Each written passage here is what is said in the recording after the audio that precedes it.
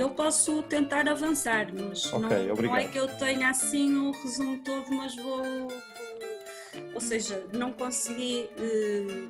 uma lista de políticas públicas para serem já propostas amanhã, mas pronto, a discussão neste grupo de trabalho que era sobre a ecologia abordou várias questões, começando com as práticas regeneradoras dos solos e dos ecossistemas. Eu reforcei alguns exemplos das AMAPs e aqui surgiu e foi levantada por mais do que uma pessoa questões ligadas à certificação biológica e como é necessário que existam também outras formas, outros modelos, porque nem sempre essa certificação é garantia de que as práticas estão a ser equilibradas com os ecossistemas. Houve uma intervenção do SIDAC que alargou a discussão em torno das questões agroecológicas para mais do que as preocupações com a natureza, para incluir a dimensão social e económica também associada à garantia de práticas agroecológicas, não se pode olhar só para uma das vertentes, mas sim tentar encontrar o todo que permite sustentar essas práticas. Também foi levantada a questão da apropriação de termos como agroecologia pela grande agroindústria, isto em relação a uma das questões que tinha sido apresentada ao grupo, que é se é possível mudar o paradigma da produção alimentar dentro do atual paradigma de economia de mercado capitalista. Pronto, então aqui uma chamada de atenção, um alerta da rede Realimentar sobre como esta mudança já está a existir e está a ser cooptada ou apropriada por quem só quer manter uma agroindústria a pleno gás, em funcionamento, e quem quer promover as tecnologias e as formas eficientes de produzir mais e mais. E então aqui o alerta era para a importância de que as pequenas iniciativas, os pequenos grupos ligados em rede estejam mais próximos, estejam mais em diálogo, produtores, consumidores e organizações que possam ajudar a passar mais a mensagem do que se está a tentar fazer. Depois sim, surgiram propostas mais concretas do que poderiam ser políticas públicas para apoiar esta área, vindo de uma pessoa ligada à Câmara do Porto, que apresentou basicamente 3 propostas. Uma ligada à educação e formação, que foi uma das questões que foi mencionada por mais do que uma pessoa também, a importância de uma mudança cultural, de um outro entendimento sobre as formas de produção e como é que poderiam ser propostas, ou como é que se podia apostar em campanhas de formação ligadas às entidades, nomeadamente ao IFP ou aos municípios, para promover a agroecologia, tanto para adultos como para crianças, e que a mudança de paradigma virá daí. Outra questão está relacionada com o acesso à terra, com a disponibilização de terras que permitam uma integração entre o urbano e o rural. E a terceira proposta tinha a ver com a partilha dos sistemas organizativos e das formas de gestão do comum. Foi também reforçada a importância das questões sociais, das práticas culturais que estão enraizadas em formas que dependem dos químicos ou da procura desenfreada por um aumento de produtividade e eficiência, e para esta mudança lá está a questão da educação, mas E também, pronto, também se falou sobre, mais do que falar sobre políticas públicas, foi reforçada muito a ideia das organizações de base, das iniciativas que surgem, que são criadas, que estão a ser trabalhadas a escalas e velocidades que podem não ser muito compatíveis com o funcionamento do mercado, mas que estão a trilhar caminhos e que estão a desenvolver, através das suas práticas, das suas redes, conceitos como solidariedade e bem, também se falou sobre uma mudança de entendimento sobre competição versus cooperação e como é que se podem alargar mesmo os grupos mais pequenos, criando redes mais funcionais de partilha de conhecimentos, de produtos, de práticas, e acho que é o que consigo dizer sobre esta discussão. Eu depois vou partilhar o documento com a organização. Obrigado. Para primeiro resumo foi ótimo. Os outros agora já tiveram mais um bocadinho para alinhavar as conclusões. Posso avançar, Luís? Podes, Artur. Obrigado. Portanto, eu estive no grupo 1. Neste grupo foram colocadas para debate 3 questões. A primeira era como privilegiar uma agricultura mais integrada com o território, respeitadora do ambiente, etc. A segunda, qual o papel da alimentação como fator estruturante do desenvolvimento dos territórios e das estratégias territoriais, o que fazer. E a terceira, como estruturar a organização da produção e do consumo, do local para o nacional ou vice-versa. Bem, o debate fluiu livremente, não foi propriamente questão a questão, mas de qualquer forma algumas questões que foram aqui salientadas foram a necessidade de voltarmos a dar primazia à agricultura e à alimentação no nosso cotidiano, a importância de se colocar a saúde como um desígnio nacional, naturalmente em ligação com uma alimentação saudável e sustentável. Falou-se também neste quadro particular em que nós vivemos, mais fechados nas casas e mais afastados de um cotidiano acelerado, como alguém disse, de grande violência, destruidor,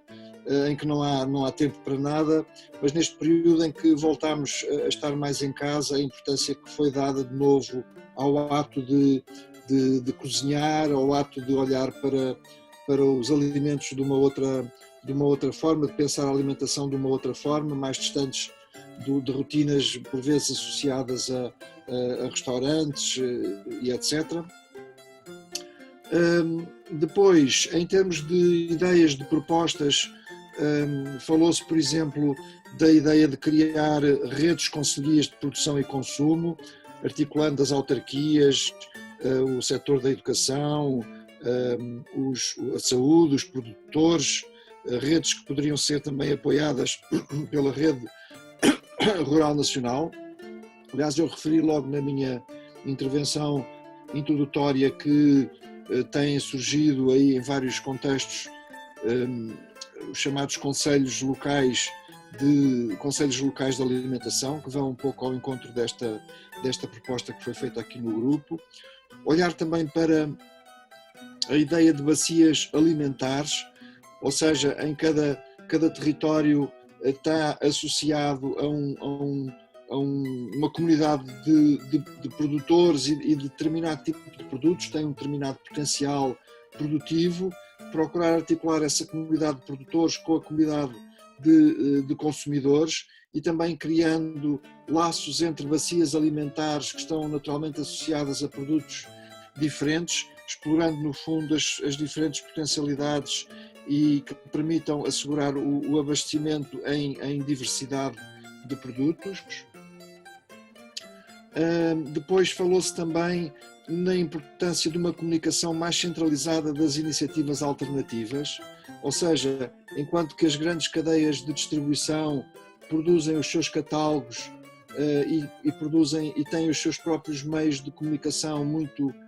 potentes, muito fortes. Frequentemente estas iniciativas alternativas estão pouco federadas, estão muito espartilhadas por canais muito diferentes e acabam por ter por esse facto, acabam por perder visibilidade ou ter visibilidades muito espartilhadas. Depois falou-se também da criação de uma comissão interministerial que ligasse à agricultura, com a economia, com a segurança social, com a educação, com a saúde, enfim, algum tipo de organismo que juntasse a nível nacional, que juntasse estas diferentes competências. Sublinhou-se também a falta de conhecimento e de uma agenda nacional de investigação e de trabalho para uma transição agroecológica, referindo-se nomeadamente à sua existência noutros países, como em França. Neste contexto foi também referido que, na prática, nas últimas décadas, foram desmanteladas as estruturas locais e de apoio do Ministério da Agricultura e os serviços de extensão, de apoio técnico, etc., foram desaparecendo, o que de alguma forma criou aqui também uma grande desarticulação e o mesmo ao nível das próprias estruturas de investigação, com uma perda crescente de importância e de protagonismo do INIA, agora INIAV, e uma desarticulação grande da investigação a partir das diferentes universidades, institutos, etc. Portanto, está tudo muito dividido, não há uma articulação nacional a este respeito. Depois, também há algumas medidas práticas. Isentar as produções locais nos mercados municipais, facilitar a venda em contextos como à beira da estrada. Obviamente isto tem aqui tem vantagens e inconvenientes. Privilegiar o acesso das cantinas escolares, cantinas de IPSS, cantinas de diferentes tipos de serviços a produtos locais. Claro que aqui neste contexto há todas as regras de contratação pública que muitas vezes se colocam como um obstáculo a estas iniciativas. Criar nos mercados também espaços diferenciados para aquilo que são produtos de proximidade e aquilo que são outro tipo de produtos. Bom, basicamente eu não consegui apanhar tudo porque houve muitas ideias que foram também sugerindo e propostas que foram sugerindo no bate-papo e que depois poderão ser gravadas também e partilhadas. Falou-se também do acesso à terra, incentivar o acesso à terra. Eu só referia, para terminar, que aqui há algum tempo atrás foi feito um estudo que o Luís Chaves referiu no início, um estudo sobre os circuitos curtos agroalimentares, e nesse estudo foram feitas uma bateria de propostas. Penso que o estudo até pode ser partilhado, mais partilhado, mas fundamentalmente propostas em 4 áreas: facilitar o envolvimento dos produtores nos circuitos curtos, facilitar a melhoria da organização e funcionamento dos circuitos curtos, melhorar a oferta dos produtos nos circuitos curtos e melhorar o conhecimento e o acompanhamento destes circuitos curtos. De alguma forma, estas propostas que foram aqui feitas também refletem muito do que está já nesse estudo e nessa publicação. Obrigado. Obrigado, Artur. Peço agora ao Artur Gregório ou ao Alexandre, o que estiver mais preparado, que avance. Preparado nunca estarei, porque o meu grupo foi tão prolífero e tão interessante nas suas partilhas que, sem algum tempo para processar isto, vai ser difícil que alguma coisa faça muito sentido. No entanto, as propostas foram muito interessantes e de qualquer maneira já terei todo o gosto em partilhar convosco algumas das ideias fortes que foram lá debatidas em tão pouco tempo. A questão há questões transversais que muitos colegas disseram. Aliás, deve ser frisado que esta abordagem integrada que permeou os vários grupos é óbvia, porque nós vamos olhar sempre para as coisas de uma maneira sistémica, é impossível fazermos de outra maneira. Nós não caímos no erro de não fazer isso. Daí que no grupo de trabalho da democracia, questões como, por exemplo, a dificuldade ou a manifesta lacuna do envolvimento dos atores locais na definição das políticas públicas. E essa foi uma preocupação claramente sublinhada em diversas participações. Isto é, o facto de os atores locais, sejam individuais, sejam coletivos, não serem de uma maneira eficaz envolvidos na formulação das políticas públicas, faz com que a legislação seja inadequada, com que as ferramentas sejam desajustadas, com que se persistam sistematicamente durante décadas em erros continuados, porque efetivamente as medidas legislativas não dão resposta às necessidades do território, às necessidades das pessoas. Portanto, essa lacuna de envolvimento, de participação do nível local nos processos de tomada de decisão é um elemento que foi transversal a muitas das comunicações das partilhas que os colegas fizeram, e isso é óbvio, porque o que se passa é que efetivamente até às vezes há ferramentas,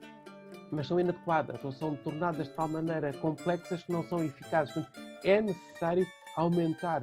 ter um lobby forte para que possamos cada vez mais envolver nos processos de construção legislativa, nos processos de tomada de decisão política, os atores locais, para que efetivamente as decisões sejam decisões informadas. Isto é, os atores locais não querem ser políticos no sentido partidário, querem ser políticos no sentido de informarem os políticos partidários para tomarem decisões claras, justas e adequadas. E isso não só na formação das políticas, mas também na sua implementação. Referiu-se, por exemplo, o exemplo de que a pequena produção durante décadas não teve enquadramento legislativo que a limitava, enquanto nos outros países existia, mas quando começou a ter, e o despacho enquadrou uma área significativa da pequena produção, a sua apropriação pelos pequenos agentes levou tanto tempo que ainda muitos não sabem que existe esse enquadramento e a grande parte dos consumidores não sabem que existe esse enquadramento. É preciso ser feito não só ao nível da produção legislativa, mas também ao nível da implementação legislativa e da sua disseminação no território. Muitas mais coisas interessantes foram feitas sobre a questão da importância da educação. Eu retomava um dos princípios fundadores do empowerment, do apoderamento das ferramentas. Isso vai lá com a educação, seja ao nível da democracia, seja ao nível da alimentação. Portanto, esta educação alimentar de base, que é fundamental para que as pessoas possam conhecer e saber e tomar as decisões, isto é, não serem atores passivos, isto é, não externalizarem as decisões sobre a sua alimentação e a alimentação dos seus, mas começarem a tomar decisões informadas sobre a alimentação. E para tomarmos decisões informadas temos que conhecer, temos que saber, temos que estar capacitados para isso. Portanto, esta questão da educação alimentar foi também transversal a várias comunicações, nomeadamente na componente de desmistificar e apoiar essa tomada de decisão individual ao nível da nutrição, ao nível dos sistemas produtivos, ao nível do ambiente. Isto é necessário, efetivamente, um processo de capacitação individual extenso que nos permita voltar a conhecer o que há, o que existe e o que é o impacto daquilo que as nossas decisões alimentares têm sobre nós e sobre o nosso ambiente e sobre a nossa sociedade. Portanto, essa foi também outra questão transversal também muito importante, o papel da desmistificação de que a alimentação saborosa não é saudável, ou que a alimentação saudável não é cara, ou que a alimentação adequada é só para ricos e poderosos. Isto é, o desmistificar estes mitos que foram criados muito pela sociedade de consumo intensiva durante muitas décadas.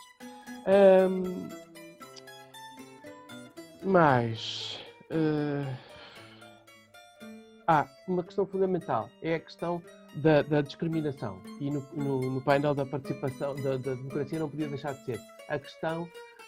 de rejeitar completamente qualquer princípio de discriminação, seja discriminação de género, seja discriminação nacional, seja discriminação étnica, seja como for. é necessário reforçar os mecanismos de combate contra a discriminação.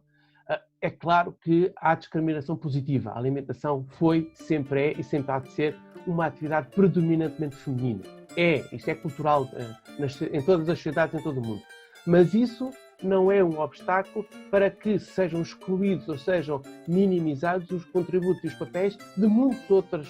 formas de catalogação das pessoas, sejam em grupos étnicos, e está a saber que os trabalhadores estrangeiros na agricultura estão a ser explorados, está a saber o papel das minorias étnicas como os ciganos na agricultura. Há aqui um conjunto de sistemas de discriminação que ainda existem, que ainda permanecem e que têm que ser combatidos intensamente nos sistemas alimentares locais. E penso que não vos tomava mais tempo, muito mais coisas foram ditas, muito mais contributos interessantes foram ditos. Eu vou tentar sintetizar isto e partilhar convosco depois mais tarde. Obrigado. Obrigado, Artur. Já estavas a entrar um bocadinho no tema daquilo que a Alexandra nos vai apresentar, acho eu. Nós somos muito integrados. Podes avançar, Alexandra. Sim, e é natural que tivesse, porque é muito difícil de trabalhar as questões da igualdade sem se pensar em homens e mulheres e depois sem se pensar nas outras desigualdades ou fundamentos de desigualdade, como é a de rendimentos. E foi isto uma das grandes conclusões do nosso grupo e que é evidente que também trespassou para estes grupos, é que as mulheres são de facto uma espinha dorsal da sociedade. Falou-se muito das questões da conciliação, como é que as mulheres, mesmo nos espaços rurais, conciliam o trabalho com a família e muitas vezes o trabalho profissional, que depois tem o trabalho complementar nas hortas e noutras produções também. Mas também são elas que acabam por receber menos, acabam por ter menos papel na tomada de decisão política, embora tenham um papel decisivo na tomada de decisão da alimentação familiar. Portanto, são elas quem decidem a alimentação familiar. Demos um dado, porque acho que é interessante ter a perspectiva dos dados. Em 2016, cerca da metade da população agrícola familiar eram mulheres, mas apenas 1/3 dos produtores agrícolas singulares e 29% dos trabalhadores permanentes agrícolas. Ora, isto tem depois, obviamente, um impacto ao nível dos rendimentos das mulheres. E neste quadro dos sistemas alimentares locais, que são sistemas que nos parecem ser baseados em espaços de democracia, de liberdade e de igualdade, não podemos acentuar as desigualdades estruturais entre mulheres e homens, nomeadamente ao nível dos rendimentos e do acesso à propriedade, foi algo que também foi muito falado, do acesso à propriedade, do acesso à informação, às escolhas informadas, ao crédito bancário e aos apoios financeiros, à formação profissional e à representação em fora de tomada de decisão política. Houve quem abordasse as questões que me parecem semelhantes à experiência da AMAP, ou seja, seria importante encontrar formas de envolver pessoas em grupos que pudessem refletir sobre os sistemas alimentares locais e os circuitos dos sistemas alimentares, parece-me que é a experiência da AMAP, criar parcerias entre cidadãs e cidadãos com quem produz e em colaboração também com organizações que distribuem alimentos, e aqui falou-se muito nas organizações que distribuem os cabazes alimentares, aquelas que as famílias com menos acesso a rendimento acabam por ir e que se entende que irão aumentar agora brevemente. Portanto, e aqui falou-se que em vez de se dar cabazes alimentares se podia pensar em dar o poder de decisão a quem faz este consumo, apoiar no fundo, e aí em vez de se dar cabazes alimentares, porque não se pensar numa loja social e nas famílias receber uma espécie de um crédito, num valor X mensal, que pudessem depois elas escolher os próprios alimentos e o consumo que o fazem. Falou-se também na desigualdade na produção agrícola e no acesso às tecnologias, ou seja, as mulheres terão o mesmo acesso às tecnologias, ao carro para fazer chegar os produtos aos espaços de decisão política. Depois falámos também da necessidade de cruzar as desigualdades entre mulheres e homens com as desigualdades de classe e económicas, ou seja, muitas das vezes as terras são herdadas e quem herda muitas das vezes são os homens e não as mulheres, e pensar nisto também. Nos apoios públicos aos circuitos curtos, a igualdade deve ser um critério a ser incluído nas propostas políticas. Houve quem dissesse que as mulheres ocupam um papel central e até que ponto as políticas não deviam também centrar esse papel das mulheres. A escola e a produção alimentar na educação devia refletir também sobre a necessidade de incluir a igualdade nestas matérias, ou seja, chamar também os jovens e os rapazes à produção dos alimentos, à produção, à confecção dos alimentos, para que também haja aqui algum papel de educação não centrada na pertença sexual. Depois falámos também na necessidade de, mesmo nos próprios sistemas sustentáveis, há uma invisibilidade das mulheres e que este problema da invisibilidade deve passar por uma desagregação, desde logo, da informação, uma desagregação de dados e depois com reflexo ao nível do desenho, da monitorização e da avaliação das políticas com base no impacto da igualdade entre mulheres e homens. E depois, em último, falou-se do acesso ao crédito bancário e na necessidade deste acesso ao crédito bancário ou aos apoios financeiros, acrescentaria eu, haver uma definição de critérios que tomassem em consideração a especificidade das mulheres, nomeadamente ao nível de rendimentos mais baixos. Eu depois tenho aqui um conjunto já mais preparado de recomendações políticas, mas passa por implementar políticas económicas e sociais que erradiquem a pobreza, apoiando também o trabalho decente das mulheres, ou seja, ao nível dos rendimentos e acabar com a desigualdade salarial.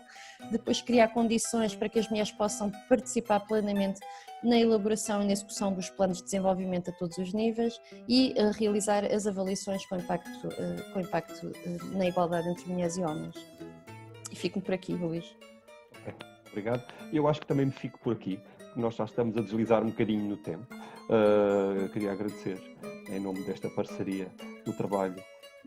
de todos os relatores, as relatoras, os animadores, as animadoras dos grupos de trabalho. Eu vou passar agora a palavra ao Marco, que eu espero que esteja pronto para entrar. E a mim resta-me agradecer. Houve um conjunto muito significativo de propostas. Nós temos também pessoas ligadas à administração que estão a fazer parte deste webinário e que já estão a tomar notas por aquilo que estão a fazer chegar agora aqui em mensagens mais privadas daquilo que está a ser proposto nos vários grupos de trabalho. E encerro a minha participação agradecendo a todos e a todas os vossos contributos e passo a palavra ao Marco, penso que para umas breves conclusões. Obrigado. Tá. Muito obrigado, Luís. Também parece-me então que, tendo aqui pessoas da administração pública, talvez aquilo que são as propostas que surgiram dentro desta sessão de trabalho possam resultar em ações concretas e em medidas estruturais, o que seria para nós fundamental. Bom, eu vou apenas sistematizar aqui um conjunto de ideias e também partilhar um pouco aquilo que é o processo de organização desta iniciativa, deste evento e também aquilo que seria o nosso principal objetivo, o nosso, e quando digo nosso, é de todos e todas nós que estamos a participar neste evento. A Manifesta é um processo que é um evento que tem alguma história. A primeira Manifesta surgiu em 1993 e tinha como objetivo, e manteve esse objetivo, sempre a partilha de experiências, a construção de novas redes e aquilo que é o reforço das redes existentes. Eu, quando digo redes, são redes de pessoas, redes de cidadãos e cidadãs, mas também de organizações e de estruturas formais organizadas que podem contribuir para uma mudança social, uma mudança onde o grande objetivo é o bem-estar social, a justiça social e a justiça climática. Este processo, neste momento, e tendo em conta antes deste período que estamos a viver associado ao Covid, tinha como objetivo haver um espaço de encontro. Esse objetivo mantém-se. O espaço de encontro que será a Covilhã, enquanto espaço de celebração de todo este processo, um processo que se vem construindo com reuniões e agora através deste primeiro webinar fundamental para reforçar esta dinâmica associada à importância da participação, da partilha de vários agentes de desenvolvimento um pouco por todo o território. E eu diria que acrescentaria que o grande objetivo era discutir aqui aquilo que são os eixos estratégicos desta manifesta, discutir com base em propostas, nomeadamente naquilo que poderiam ser a apresentação de políticas públicas no âmbito do território, das questões da igualdade, da democracia e da ecologia. Eu julgo que nós à partida, este objetivo foi conseguido dentro das condições que temos e julgo com muita eficiência entre todos aqueles que fizeram parte. Há aqui uma análise que me parece que é importante, é que nós nos últimos anos, e desde 2017, em que houve os incêndios e agora com esta situação que vivenciamos, surgiram dois grandes momentos de possibilidade de trazer uma nova mudança, de contribuir para transformações sociais significativas, ou seja, são contextos de oportunidade que surgem em situações de catástrofe, seja aquela que aconteceu no âmbito dos incêndios, seja agora no âmbito das questões de saúde e sanitárias que estamos a vivenciar. Por isso há aqui um contexto de oportunidade que interessa marcar uma posição da sociedade civil e de todas estas organizações que estiveram aqui presentes neste evento. Por isso, a primeira mensagem é que há esperança, somos cada vez mais, devemos chegar a cada vez mais pessoas, porque também há sempre o risco de falarmos em parte para aqueles que mais sensibilizados estão, e esse é uma preocupação grande, que é como é que nós conseguimos chegar a outras pessoas, a outras organizações, nomeadamente aquelas que têm uma visão mais tradicional do desenvolvimento e que estão dentro do nosso setor, que é o setor da economia social. Ou seja, nós temos vários tipos de organizações, temos 3 setores: o setor empresarial, o setor público e o setor social. E as nossas organizações, nomeadamente as associações e cooperativas, estão neste setor, que é o setor da economia social e solidária, e é importante conseguir chegarmos, através das nossas organizações e através da nossa mobilização, chegar a setores mais tradicionais, a organizações mais tradicionais dentro deste nosso grande setor, que é um setor fundamental para a promoção da justiça social, da justiça económica e também da justiça climática. Este nosso tema, as questões alimentares, um sistema alimentar é complexo, tem interações, interdependências e tem resultados e impactos, e foi isso que verificámos nas várias reflexões e partilhas que foram sendo apresentadas. É dependente também daquilo que são as questões estruturais, ou seja, das propostas, dos mecanismos que são criados para favorecer aquilo que é um sistema alimentar local. O LEADER foi uma dessas propostas no âmbito daquilo que seria e daquilo que foi a animação territorial, mas é importante, por exemplo, e também no nosso chat houve alguém que colocou a importância agora das estratégias regionais de especialização inteligente no âmbito que vão ser discutidas e que estão a ser discutidas no âmbito do novo quadro de financiamento europeu 2030, a importância que tem fazer chegar de forma estruturada aquilo que são as nossas propostas e aquilo que é as nossas preocupações, e que essas propostas, acima de tudo, surjam também das dinâmicas e das experiências que têm estado a ser construídas e que foram apresentadas também pelos vários interventores neste evento. Um sistema local tem dimensões que são relevantes e importantes, tendo em conta aquilo que podem contribuir para o desenvolvimento dos territórios, e neste evento nós ouvimos as experiências práticas, os modelos, por exemplo, a agroecologia, a importância da replicação adaptada aos diferentes territórios, das redes de cooperação, de colaboração e de aprendizagem, as propostas dos projetos apresentados, nomeadamente o Prato Certo, 100% local, a Cooperativa de Herdade do Freixo, a ZAMAP, e também a proposta, por exemplo, que surgiu com base na experiência de França, da possibilidade de criação de conselhos municipais para a gestão alimentar saudável. É também daquilo que foi a partilha, parece-me que é importantíssimo as questões, a promoção da inovação societal, ou seja, o reforço da democracia participativa para legitimar a democracia e as decisões da democracia representativa, e também surgiu aqui a possibilidade daquilo que seria uma sociocracia ajustada ao sistema, às decisões no âmbito dos sistemas alimentares locais, a necessidade da participação das comunidades nos processos de tomada de decisão são fundamentais, porque tornam aquilo que é a gestão também dos recursos e dos recursos do Estado, ou seja, promovem a eficiência e a eficácia na gestão dos recursos do Estado.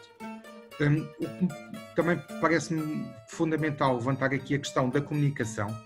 ou seja, da simplicidade da linguagem para chegar às pessoas. Eu digo às pessoas porque todos nós somos consumidores, não é apenas chegar aos consumidores, é chegar a todos e a todas nós. Isto parece-me também fundamental, como é que adequamos a linguagem e que estratégias de comunicação é que utilizamos para chegar a outras pessoas que, de certo modo, estão mais distantes desta nossa sensibilidade e fruto das várias sensibilidades que temos no âmbito daquilo que é a nossa intervenção enquanto cidadão e cidadã, mas também enquanto organizações de base coletiva. A importância da organização coletiva, e aqui foi dado também o exemplo das cooperativas, das associações, eu aqui reforço esta dimensão da economia social, porque as associações, as cooperativas e todas as formas de organização sem fins lucrativos que respeitam o conjunto de princípios que estão consagrados na Lei de Bases da Economia Social,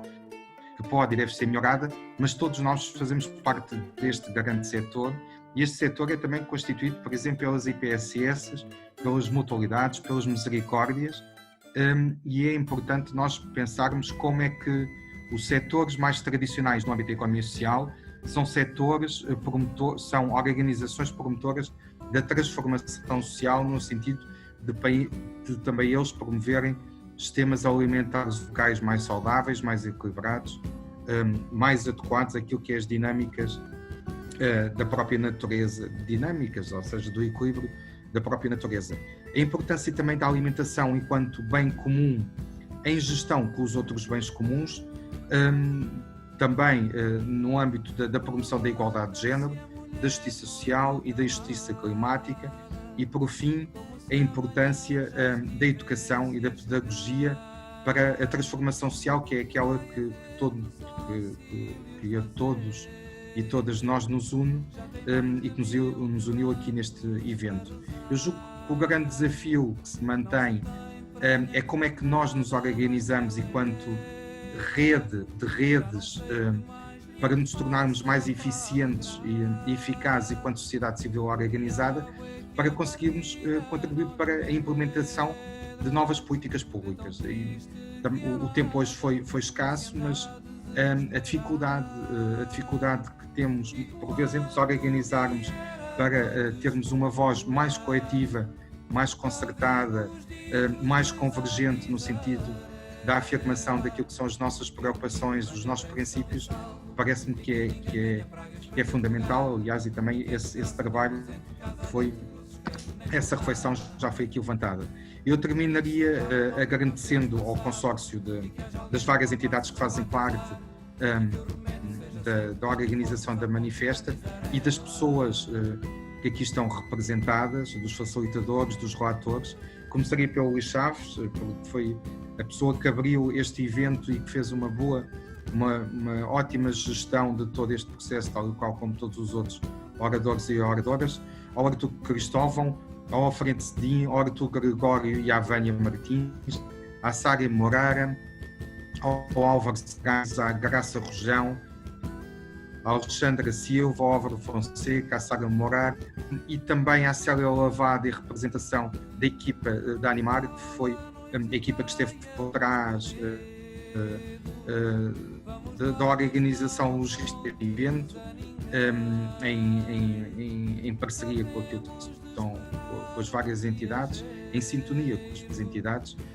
Também dizer que esta é uma iniciativa, e a Manifesta é uma iniciativa que conta com o financiamento do POISE no âmbito do projeto Capacitar para Agir em Rede, e aqui o meu último desejo é que todas e todos nós possamos estar juntos na Manifesta, na Covilhã, na próxima primavera, em jeito de celebração, porque também temos que celebrar aquilo que é a nossa capacidade e o nosso contributo enquanto um contributo responsável, um contributo que tem como compromisso os vários princípios que defendemos e que aqui nos uniram neste evento, e celebrar também a nossa casa comum e o contributo que estamos a dar para este bem comum que é o nosso planeta, não o nosso enquanto seres humanos, mas o nosso enquanto seres vivos, parte integrante de todo um planeta com todos os outros seres vivos. Quero agradecer a vossa presença, agradecer os vários contributos e desejar também que façam parte de todas estas redes e organizações que aqui estão, que aqui estiveram representadas, e que possamos continuar a trabalhar em conjunto e termos uma voz mais afirmativa, termos uma maior também capacidade de lobby, tendo aquilo que é tendo em conta o nosso projeto coletivo de contribuir para um mundo melhor. Muito obrigado e agradecer mais uma vez a todos e a todas.